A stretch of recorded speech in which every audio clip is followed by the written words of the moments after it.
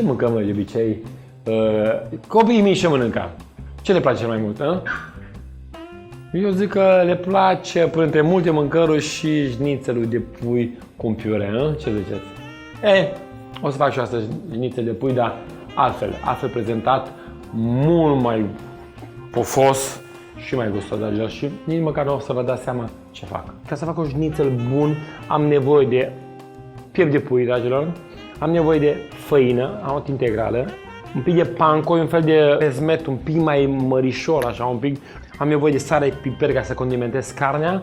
Am nevoie de un sos care mi-e place foarte mult, îi zic american, maioneză cu ketchup amestecate și cu un pic de tabasco, sare, piper. Am nevoie de ou, bineînțeles. O să fac cartofi prăjiți, am niște sfeclă, îmi place foarte mult sfeclă, e gustoasă.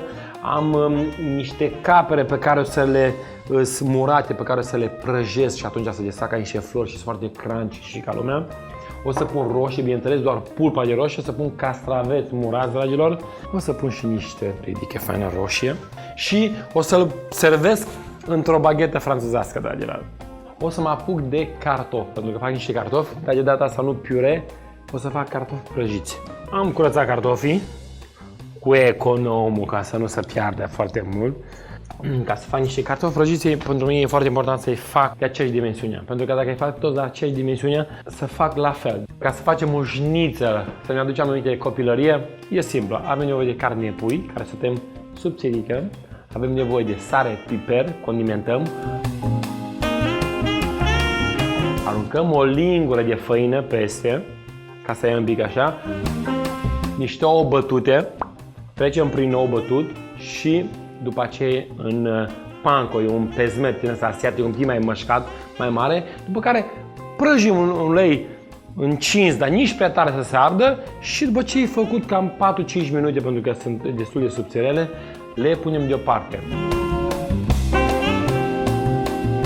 Prăjim într-un ulei încins și niște capere care sunt sărate și care se desfac așa ca niște popcorn în ulei.